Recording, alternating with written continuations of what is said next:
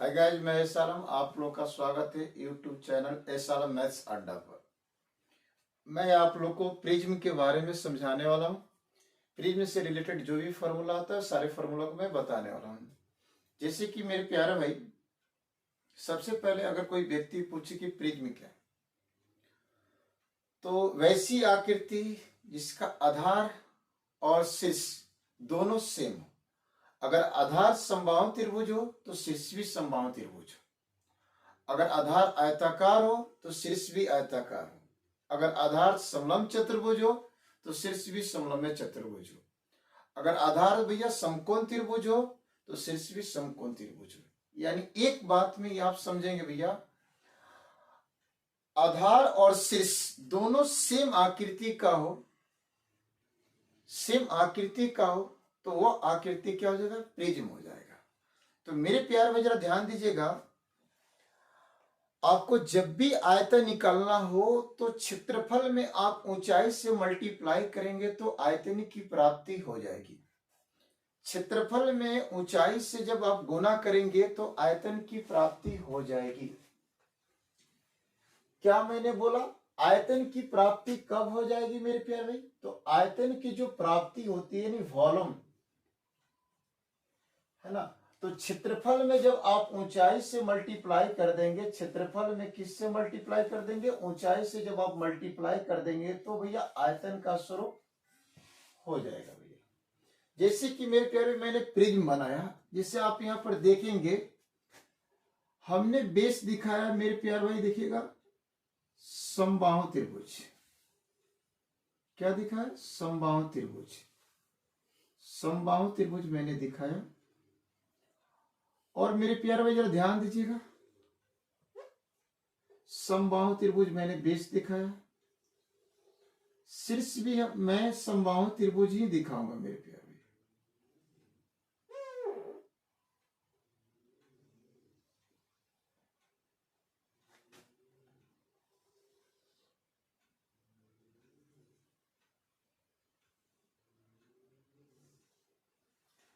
आप जो ये फिगर देख रहे हैं कि इसका बेस समबाहु त्रिभुज है, तो इसका शीर्ष भी समबाहु त्रिभुज ही होगा, है कि नहीं?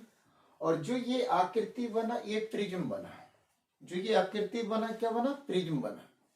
तो मेरे प्यारे जो ये फिगर है ना 3D में है, तो इसका अगर आपसे कोई आयतन पूछे तो सिंपल सी बात है मेरे प्यारे भाई, आपको मैंने आयतन के बारे में समझाया कि क्षेत्रफल में जब ऊंचाई से मल्टीप्लाई कर देंगे तो आयतन की प्राप्ति हो जाएगी। तो अगर ये प्रिज्म है तो इसकी कुछ ना कुछ भैया ऊंचाई होगी, इसकी कुछ ना कुछ ऊंचाई होगी, है ना?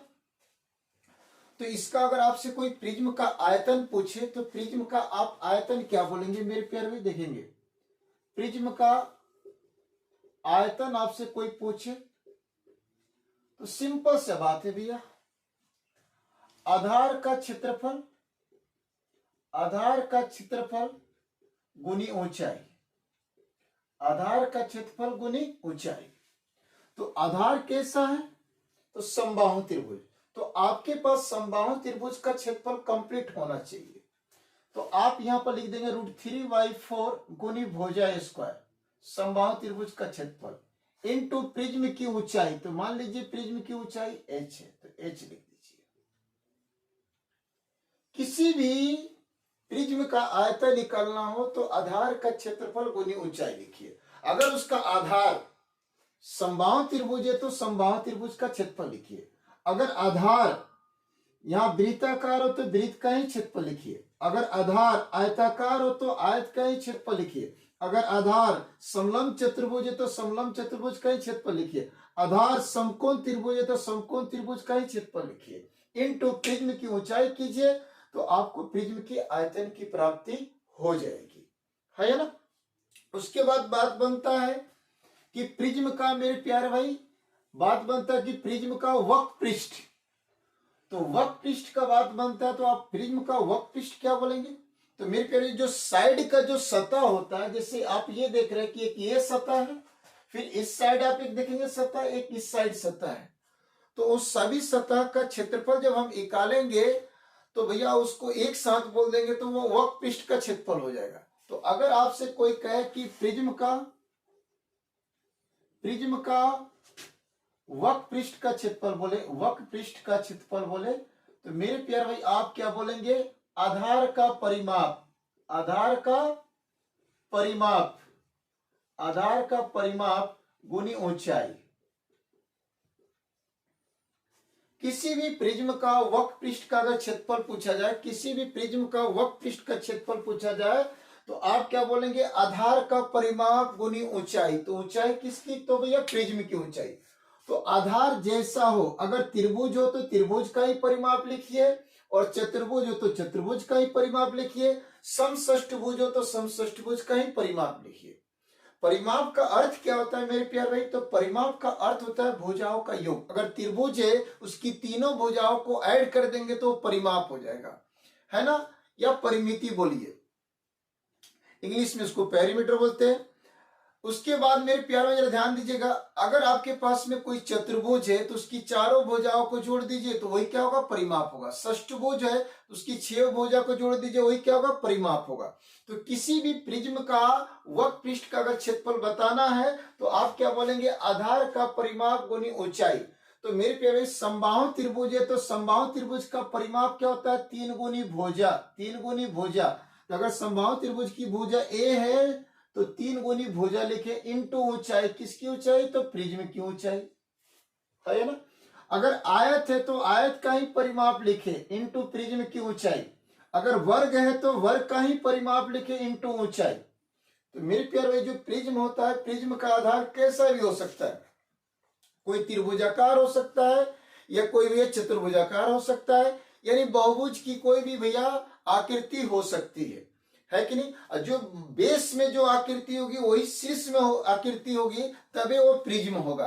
तो आपके पास प्रिज्म का आयतन मैंने कंप्लीट किया। तो प्रिज्म का आयतन किस तरह बोलेंगे? तो आधार का क्षेत्रफल मल्टीप्लाई ऊंचाई, तो प्रिज्म का आयतन हो जाएगा। और प्रिज्म का संपूर्ण पृष्ठ का अगर आप क्षेत्रफल अगर पूछा जाए तो आप बोलेंगे आधार का परिमाप गुनी ऊंचाई। आधार का परिमाप गुनी ऊंचाई, कौन सी ऊंचाई? तो प्रिज्म की ऊंचाई।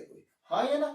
फिर उसके बाद मेरे प्यारे जरा ध्यान दीजिएगा, आपसे कोई पूछे कि प्रिज्म का संपूर्ण पृष्ठ का क्षेत्रफल बताए, तो मेरे प्यारे भाई जरा ध्यान दीजिएगा, आपसे कोई कहे कि प्रिज्म का संपूर्ण पृष्ठ का क्षेत्रफल, संपूर्ण पृष्ठ का क्षेत्रफल बताए, तो आप बोलेंगे वक्र पृष्ठ का क्षेत्रफल, वक्र पृष्ठ का क्षेत्रफल प्लस आधार का क्षेत्रफल गुना 2।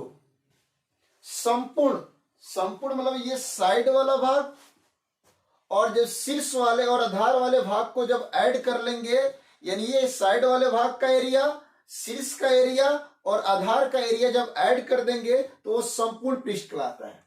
तो मेरे प्यारे भाई वक्र पृष्ठ का तो आपने फॉर्मूला जाना, तो यहाँ वक्र पृष्ठ का क्षेत्रफल, तो वक्र पृष्ठ का, प्रिज्म का वक्र पृष्ठ का क्षेत्रफल क्या होता है? तो मेरे प्यारे भाई जरा ध्यान दिए, आधार का परिमाप, आधार का परिमाप गुनी ऊंचाई।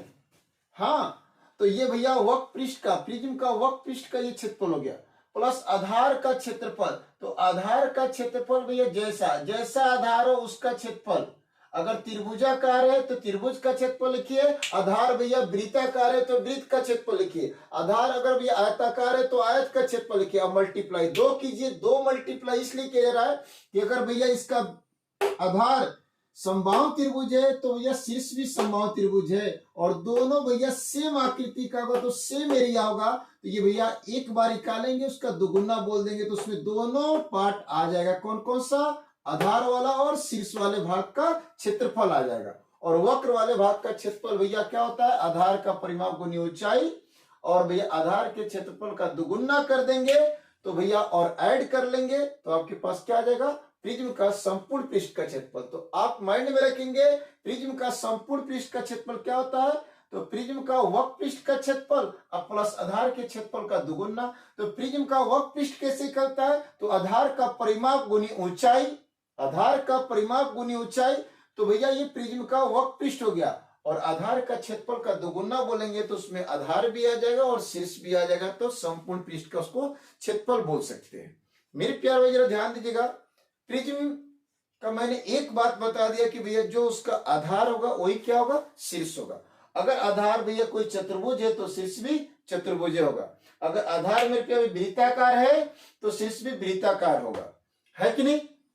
अगर आधार बोल दे समकोण त्रिभुज तो शीर्ष भी क्या होगा, समकोणीय त्रिभुज। आधार बोल दे कि मेरे प्यार भैया समद्विबाहु त्रिभुज तो शीर्ष भी क्या होगा, समद्विबाहु त्रिभुज। और इस फॉर्मूला को आप देखकर माइंड में रख ले, कोई भी प्रिज्म हो आप लगा सकते हैं। मैं एक बार रिपीट कर दे रहा हूं कि प्रिज्म का आयतन आपसे पूछे तो आधार का क्षेत्रफल गुनी ऊंचाई, प्रिज्म का आयतन हो जाएगा, है कि नहीं। प्रिज्म का वक्र पृष्ठ पूछा जाए तो प्रिज्म का वक्र पृष्ठ का क्षेत्रफल पूछा जाए तो आधार का परिमाप गुनी ऊंचाई, है कि नहीं। प्रिज्म का संपूर्ण पृष्ठ का क्षेत्रफल पूछा जाए तो आप बोलेंगे प्रिज्म का वक्र पृष्ठ का क्षेत्रफल प्लस आधार के क्षेत्रफल का दोगुना, है कि नहीं। मैं नेक्स्ट पार्ट में मिलूंगा आपको पिरामिड से रिलेटेड फॉर्मूला लेकर। आप कृपया करके चैनल को सब्सक्राइब और शेयर कीजिए, है कि नहीं। मिलते हैं नेक्स्ट पार्ट में। जय हिंद, जय भारत।